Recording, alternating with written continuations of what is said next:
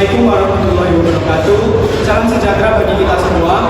Kami dari kelas M kelompok 3 akan mempresentasikan hasil field trip botani kami. Kalian kepo kita siapa aja? Iya. Kalian mau kenalan sama kita? Iya. Udah deh, kita mulai dari perkenalan yang pertama. Iya. Halo semuanya, perkenalkan nama saya Meta Larasati dengan NIM 079. Kalau aku Muhammad Bila dengan NIM 080. Hai semua, aku Angela Salestama dengan NIM 149. Hai, aku Azina Diego Mikutin dengan NIM 150. Halo, aku Farhan Zaulia dengan NIM 151. Aku Denny Famacaga Davi dengan NIM akhir 152. Halo, aku Messi Farhansia dengan NIM akhir 047. Halo, aku Bruno Satria dengan NIM akhir 044. Halo, aku Rita Pramila dengan NIM akhir 049. Selamat menyaksikan! Latar belakang dari diadakannya field trip botani ini adalah di mana morfologi tanaman adalah ilmu yang mempelajari bentuk-bentuk pada setiap bagian tanaman, dimulai dari bagian akar, batang, daun, bunga, buah, maupun biji.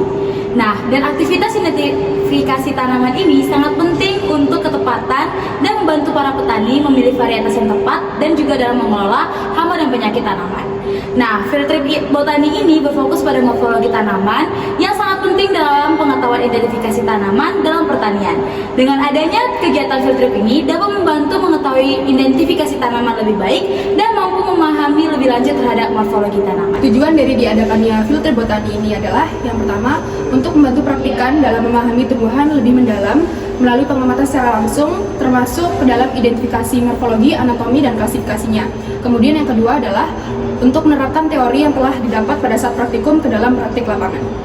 Tanaman yang pertama yaitu tanaman kriminil dengan nama latin Alternanthera ficoidea yang dilakukan identifikasi berupa daun, batang, bunga, akar, dan stomata. Pada identifikasi daun didapatkan hasil bahwa tanaman ini memiliki daun lengkap dengan bentuk daun lancet, ujung tumpul, pangkal daun meruncing, tuang daun menyirip, tepi daun rata, daging daun seperti kertas, permukaan daun gundul, dan tidak memiliki modifikasi daun. Pada identifikasi batang, tanaman ini memiliki bentuk batang bulat dengan permukaan batang berambut, arah tumbuh batang tegak lurus, tipe percabangan monopodial, dan tidak memiliki modifikasi batang. Pada identifikasi akar, tanaman ini memiliki sistem akar tunggang bercabang dan tidak memiliki modifikasi akar. Pada identifikasi bunga, tanaman ini memiliki bentuk bunga lengkap yang berada di ketiak daun, jumlah bunga tunggal, dan alat reproduksi sempurna. Pada bagian stomata didapatkan hasil tipe stomata parasitik yang terletak di bawah permukaan epidermis. Hasil identifikasi sesuai dengan penelitian oleh Nyssen 2016 bahwa tanaman Alternanthera ficoidea memiliki bentuk daun lancet, tulang daun menyirip, tepi daun rata, permukaan daun halus, dan mungkin sedikit berbulu. Batang biasanya tegak atau merambat dengan cabang menonjol. Bunganya berwarna putih atau merah jambu yang muncul berkelompok atau berkelompok di ujung batang. Akar tanaman ini merupakan akar serabut yang tumbuh baik pada tanah lembab yang subur. Menurut Catri 2021, tanaman kriminil termasuk ke dalam jenis tumbuhan dikotil. Pada tanaman dikotil, sel-sel penutup umumnya berbentuk seperti ginjal. Tipe stomata pada tanaman kriminil yakni parasitik, yaitu sel penutupnya diiringi sebuah sel tetangga atau lebih yang letaknya sejajar dengan sumbu sel penutup dan stomata. Sel penutup ini pada masing-masing stomata berbentuk seperti ginjal dan letaknya tersebar tidak beraturan. Stomata terletak di bawah permukaan epidermis. Kemudian ada tumbuhan dua yaitu suja dengan nama latin Persicaria nepalensis Mainsniabe. Didapatkan hasil morfologi daun, batang, akar, dan bunga. Pada daun suja memiliki daun lengkap dengan ciri-ciri bentuk daun jorok dengan ujung daunnya runcing, pangkal daun tumpul, tulang daun menyirip, tepi daun rata, daging daun tipis lunak, dan permukaan daun halus. Kemudian memiliki batang yang bulat, permukaan batang licin, arah batang tegak lurus, serta percabangan monopodial. Tumbuhan suja memiliki sistem akar serabut berbentuk benak. Suja termasuk ke dalam bunga lengkap. Letak bunganya berada di ujung batang dengan jumlah batang di setiap spiknya memiliki hingga 12 bunga kecil. Hasil identifikasi tersebut sesuai dengan penelitian oleh Dinham et al. Tahun 2024 bahwa tumbuhan suja memiliki batang tegak lurus, permukaan daun halus dan berwarna hijau cerah. Dengan pembungaan yang terdiri dari kepala bunga kecil yang biasanya terdiri dari 12 bunga kecil. Adapun faktor yang mempengaruhi pembentukan tumbuhan suja tersebut yaitu meliputi faktor abiotik dan faktor biotik. Pengaruh faktor biotik terdiri dari ketinggian, kelembaban tanah, dan nutrisi tanah. Pada faktor biotik, pengaruhnya seperti interaksi dengan spesies lain, di mana persaingan dengan tanaman lain dengan interaksi dengan hewan dapat mempengaruhi pertumbuhan dan morfologi pada tumbuhan tersebut. Pada tumbuhan 3 atau tagline atau Argyratinariparia, kita mendapatkan 3 identifikasi. Yang pertama daun, batang, dan juga akar. Untuk daun, tumbuhan ini memiliki bentuk daun lancet, ujung dan pangkal daun runcing, tulang daun menyirip, tepi daun bergerigi halus, daging daun tipis lunak, dan permukaan daun berbulu halus. Lalu yang kedua ada batang. Tumbuhan ini memiliki bentuk batang bulat, permukaan batang yang berambut, arah tumbuh batang yang tegak lurus, dan percabangan monopodial. Lalu yang ketiga ada akar. Tumbuhan tagline mempunyai akar tunggang bercabang. Hasil identifikasi tersebut sesuai dengan penelitian oleh Ajeningrum et al. 2023 bahwa tumbuhan tagline atau Argyratinariparia ini memiliki batang bulat, akar tunggang, dan daun berbentuk elips lancet yang berhadapan. Adapun faktor yang mempengaruhi morfologi tumbuhan tagline adalah faktor ketinggian, karena tumbuhan jenis spesies ini dapat ditemukan pada ketinggian 1100 sampai 1700 mdpl. Sehingga permukaan tagline dapat berkembang dengan optimal karena lahan pengamatan berada di ketinggian 1200 mdpl. Selanjutnya ada tumbuhan baki lele atau dengan nama ilmiah Melissoga parviflorata. Tumbuhan baki lele ini memiliki daun lengkap dengan ciri-ciri bentuk daun lancet, ujung daun runcing, pangkal daun tumpul, tulang daun menyirip, tepi daun bergerik kasar, daging daun yaitu tipis lunak, dan permukaan daun kasar berbulu. Batang tumbuhan ini yaitu berbentuk bulat dengan permukaan berambut dan memiliki arah tumbuh yang tegak lurus.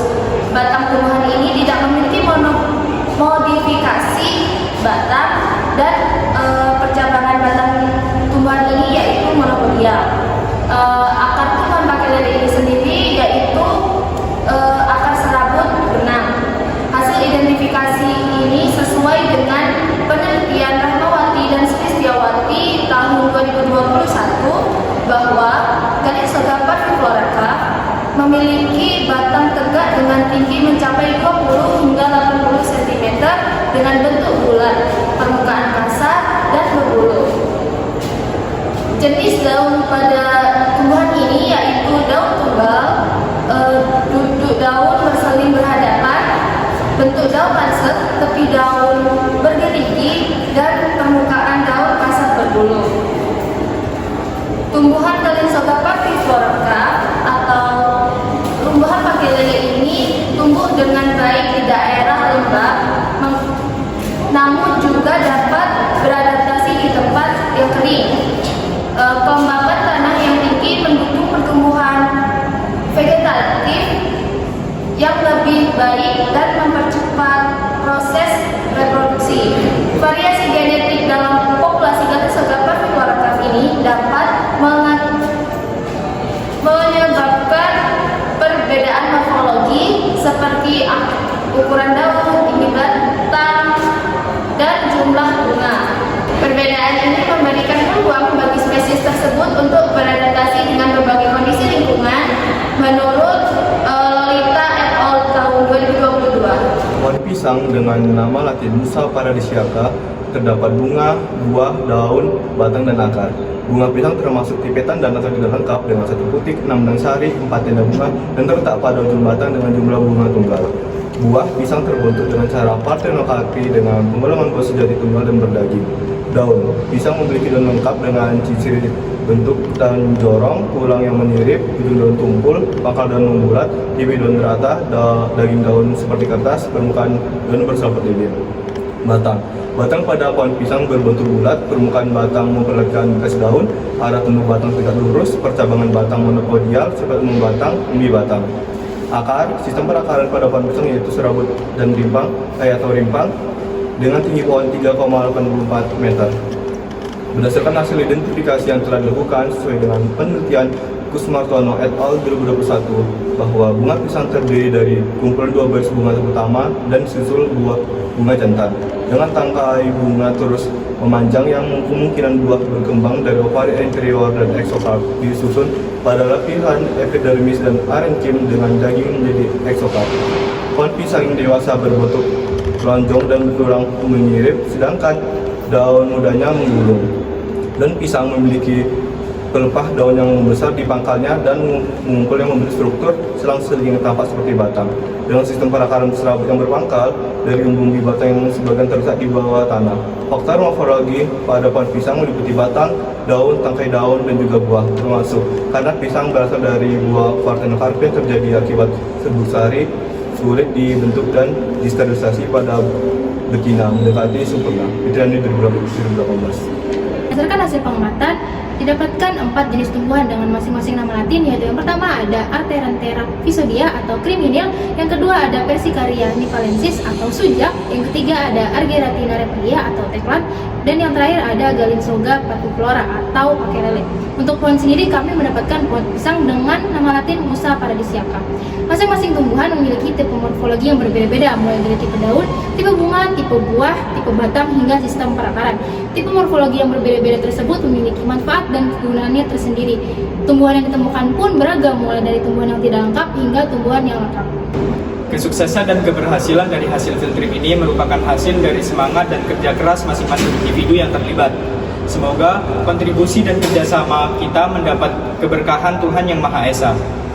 Hasil field trip ini tentunya tidak lepas dari kekurangan, namun semoga dapat dijadikan pembelajaran dan tetap memberikan manfaat.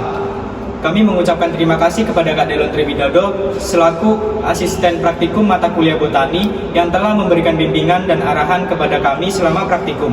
Tidak lupa juga terima kasih kepada teman-teman yang turut berkontribusi dalam pembuatan poster ini.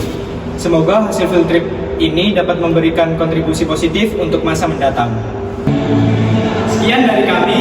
Terima kasih.